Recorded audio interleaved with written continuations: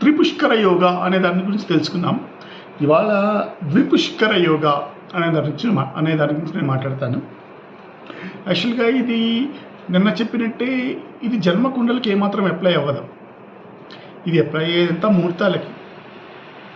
ఓకేనా? త్రిపుష్కర యోగ సూర్యుడి నక్షత్రాలు, బృహస్పతి నక్షత్రాలు దానివల్ల ఏర్పడితే, ద్విపుష్కర యోగం మాత్రం ఓన్లీ కుజుడి నక్షత్రాల వల్ల ఏర్పడుతూ ఉంటుంది. మృగశిర, చిత్త, ధనిష్ట. మృగశిర, చిత్త, ధనిష్ట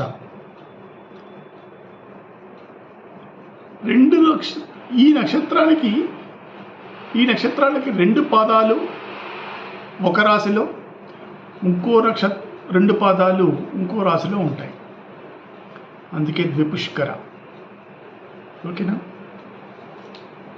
ఇప్పుడు నేను చెప్పదలుచుకున్నది ఏంటి అంటే, ఈ ముహూర్తాలలో కానీ ఈ నక్షత్రాలలో కానీ ఏదైనా ముహూర్తాలు మీరు నిర్ణయించుకుంటే దానికి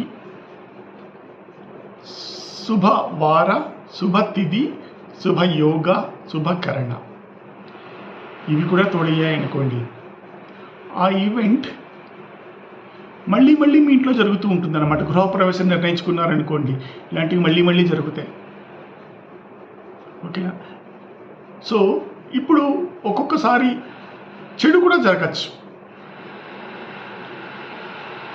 ఈ నక్షత్రాలకి సంబంధించి ఏదైనా చెడు వారం కానీ,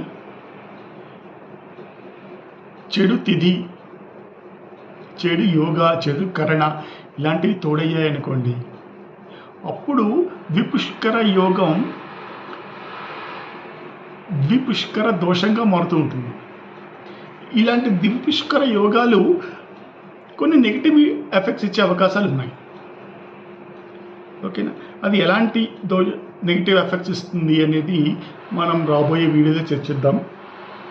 ఇక్కడ మోస్ట్లీ నేను స్ట్రెస్ చేసి చెప్పబోయే పాయింట్ ఏంటంటే, త్రిపుష్కర యోగానికి కానీ ద్విపుష్కర యోగానికి కానీ, త్రిపుష్కర యోగానికి త్రిపుష్కర దోషం ఉంది, ద్విపుష్కర యోగానికి ద్విపుష్కర దోషం ఉంది. ఇవి శుభవార, శుభతిథి, శుభయోగ, శుభకరణాలతో కనుక క్లబ్ అయ్యి ఉంటే కనుక ఆ ముహూర్తానికి మళ్ళీ అలాంటి ఈవెంట్స్ మీ ఇంట్లో జరుగుతూ ఉంటాయి. ఒకవేళ ఇలాంటి ముహూర్తాలు అశుభ యోగ, వార, తిథి, యోగ కరణాలతో కానీ ఇవి క్లబ్ అయితే కనుక నెగిటివ్ ఎఫెక్ట్స్ ఇచ్చే అవకాశాలు చాలా వరకు ఉన్నాయి. సరేనా? సో ఈసారి ముహూర్తాలు నిర్ణయిస్తున్నప్పుడు ఇలాంటి నక్షత్రాలకి